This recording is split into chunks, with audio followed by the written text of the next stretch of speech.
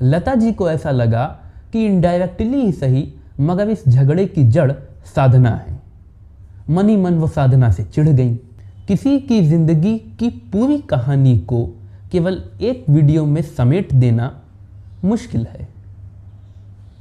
है, नामुमकिन नहीं। आज मैं आपके लिए 80 और 90 के दशक की मशहूर बॉलीवुड सिंगर साधना सरगम की जिंदगी की पूरी कहानी लेकर आया हूँ। अपनी बेटी जैसी साधना सरगम के साथ कैसी साजिश की लता मंगेशकर ने।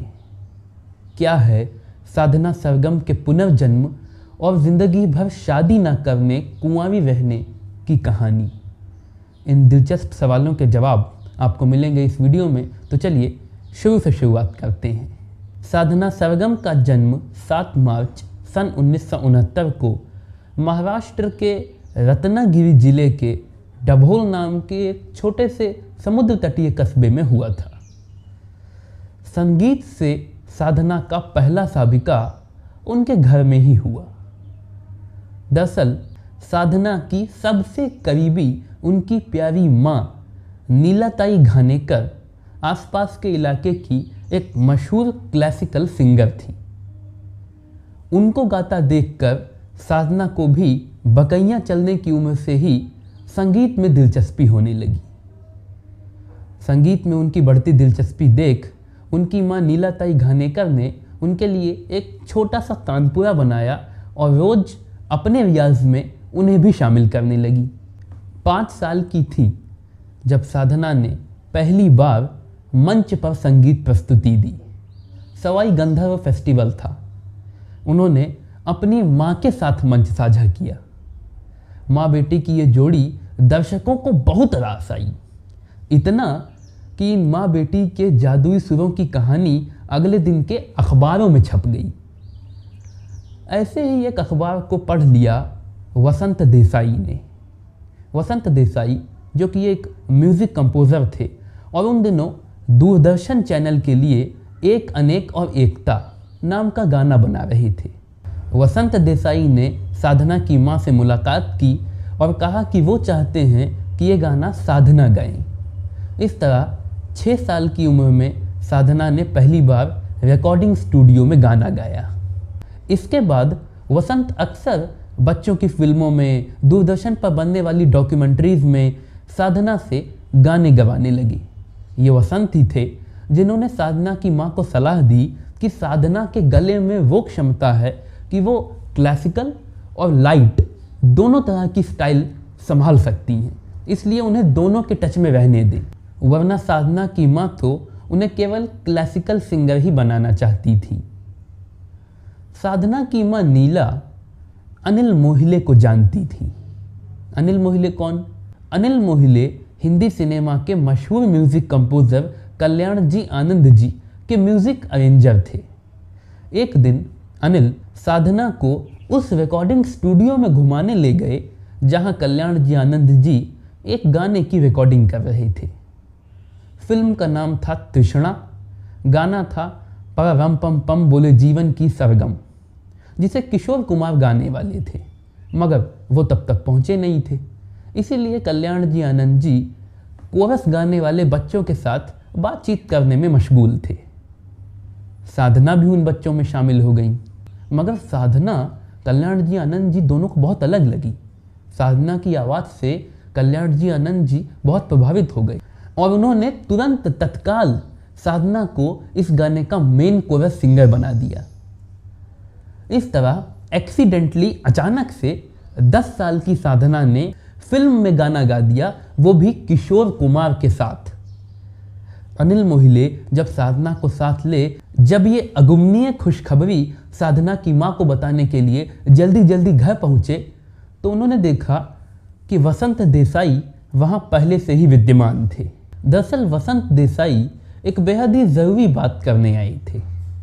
वसंत के मुताबिक तत्कालीन भारत सरकार पूरे देश में एक सिंगिंग कॉन्टेस्ट का आयोजन कर रही थी, जिसे जो भी जीतेगा उसे उस्ताद पंडित जसराज जैसे महान संगीतज्ञ से संगीत की शिक्षा लेने का मौका मिलेगा।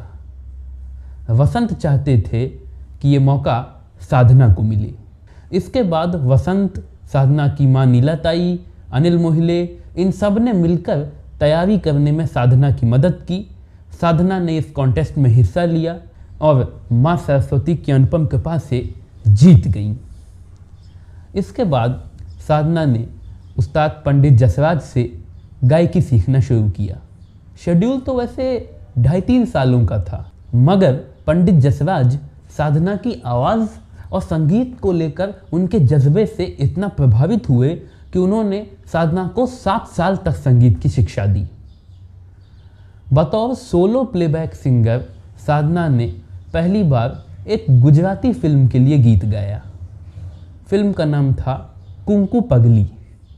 हिंदी सिनेमा में साधना को पहला ब्रेक दिया कल्याण जी आनंद जी ने, जिन्हें अभी भी 10 साल की वो सुरीली बच्ची याद थी। फिल्म का नाम था विधाता, साल 1982 में रिलीज़ हुई। इस फिल्म में साधना ने एक्ट्रेस पद्मिनी कोल्हापुरे के लिए एक गाना गाया, 7 सहेलियाँ।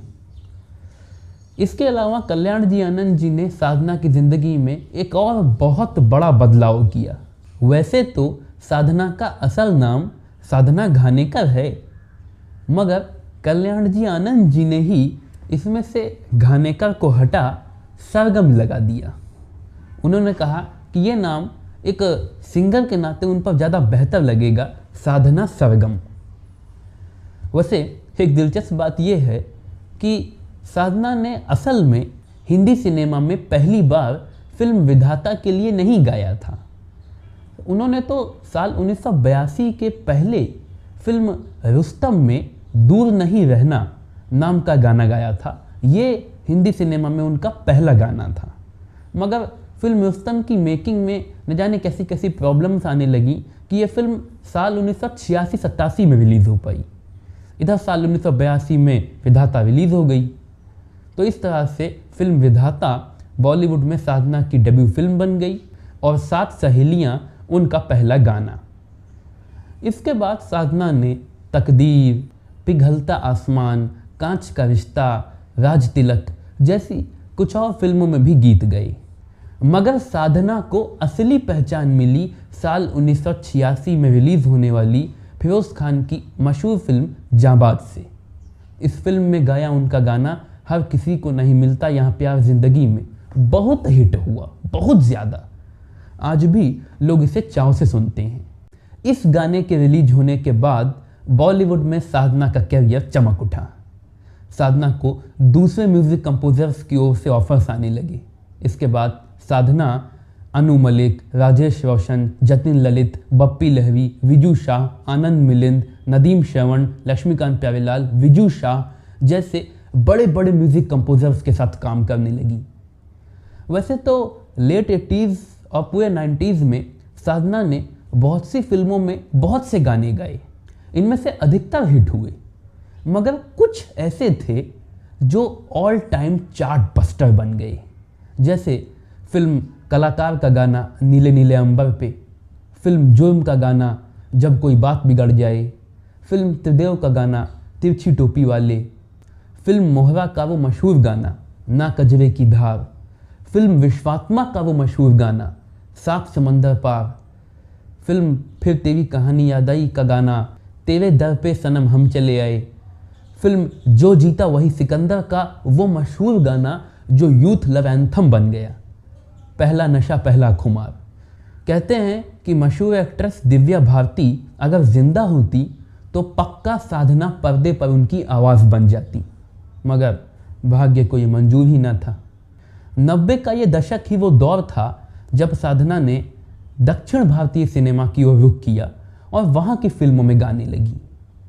अब आप सोच रहे होंगे वहाँ कैसे गाने लगी, तो मैं आपको बता दूं, साधना को ये शौक था कि वो ज़्यादा से ज़्यादा भाषाओं में गाने गाएं। ये उनका अपना संगीत का स्तर बढ़ाने का तरीका था। इसीलिए साधना हिंदुस्तान की इकलौती ऐसी प्लेबैक सिंगर हैं जिन्होंने 27 से ज़्यादा भाषाओं में प्लेबैक सिंगिंग की है। 100 से ज़्यादा तेलुगु गाने गाए, 200 से ज़्यादा तमिल गाने गाए, कन्नड़, मलयालम और भी कई भाषाओं में गाने गाए। साउदर्न म्यूज़िक इंडस्ट्री में काम के दौरान ही उनकी मुलाकात मशहूर music composer A R Rahman से हुई, जिनके साथ जब उनकी जोड़ी बनी तो दोनों ने पहले साउथ सिनेमा में फिर हिंदी सिनेमा में भी हिट्स की कतार लगा दी। कहते हैं कि साउथ में साधना सरगम लता मंगेशकर और आशा भोसले से भी ज़्यादा मशहूर हैं। बॉलीवुड में साधना के साथ एक कंट्रोवर्सी भी जोड़ी जाती है। दरअसल साधना को बॉलीवुड में कभी कोई अवार्ड नहीं मिला, फिल्म फेयर भी नहीं मिला।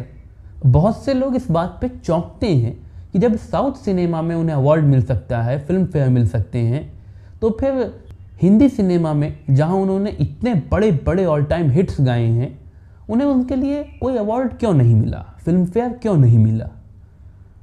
कुछ मीडिया रिपोर्ट्स इसका कारण लता मंगेशकर को बताते हैं। क्यों? बात दरअसल ऐसी है कि कहानी के मुताबिक कल्याण जी आनंद जी और लता मंगेशकर का संबंध बहुत पुराना था। सालों से ये एक दूसरे के करीब थे। एक दिन बात ही बात में कल्याण जी आनंद जी ने साधना सरगम को लता मंगेशकर से बेहतर बता दिया। कहते हैं लता जी को ये बात चुभ गई। कल्याण जी आनंद जी से इसी विषय पर उनका झगड़ा हो गया। कल्याण जी आनंद जी उनसे रूठ गए। लता जी को ऐसा लगा कि इनडायरेक्टली ही सही मगर इस झगड़े की जड़ साधना है। मन ही मन वो साधना से चिढ़ गई। अब कल्याण जी आनंद जी के कुछ करीबियों के मुताबिक इसीलिए साधना सरगम को बॉलीवुड में फिल्म फेयर अवार्ड, कोई अवार्ड कभी नहीं मिला। नॉमिनेशंस कई बार हुए, कई बार मिलने को थे, मगर हर बार लता जी अपनी प्रेशर पावर से अवार्ड को साधना तक पहुंचने से रोक लिया करती थी, क्योंकि वो साधना से बदला लेना चाहती थी और ये उनका बदला लेने का एक तरीका था। अब हो सकता है कि ये कहानी सच्ची हो, क्योंकि मशहूर सिंगर अनुराधा पौंडवाल को लेकर भी लता जी पर साजिश करने के आरोप लगते हैं।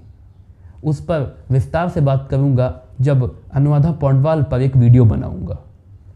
या ये भी हो सकता है कि ये कहानी मिथ्या हो, क्योंकि लता जी के बारे में कभी कोई मसालेदार, गर्मा गर्म, तीखी तीखी खबर नहीं मिलती, इसलिए हो सकता है कि ये मीडिया मेड गॉसिप हो। साधना की ज़िंदगी के बारे में एक और बात बड़ी मशहूर है कि उन्होंने शादी नहीं की, आज तक कुंवारी हैं।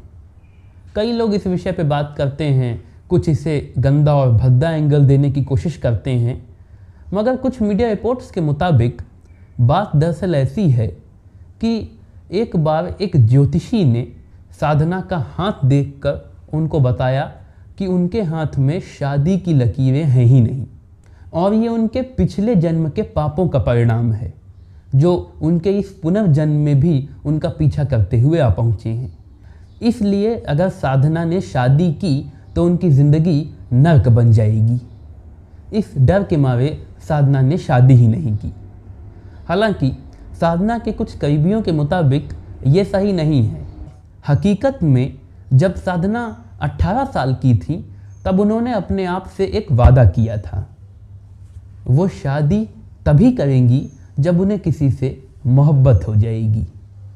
आज तक किसी से मोहब्बत हुई नहीं, इसलिए उन्होंने शादी ही नहीं की। बहरहाल साधना आज कॉन्सर्ट्स करती हैं, फिल्मों में भी गाती हैं, अब तो बंगाली और असमिया भाषाओं में भी गाने लगी हैं। बॉलीवुड में आखिरी बार उन्होंने साल 2015 में रिलीज होने वाली फिल्म जोर लगा के हैशा में गाना गाया था, दर्द करारा। फिलहाल साधना सरगम की ज़िंदगी की कहानी यहीं तक। हम उम्मीद करते हैं कि साधना सरगम आने वाले कई सालों तक हम सबको अपनी मीठी सुरीली आवाज़ सुनाती रहेंगी।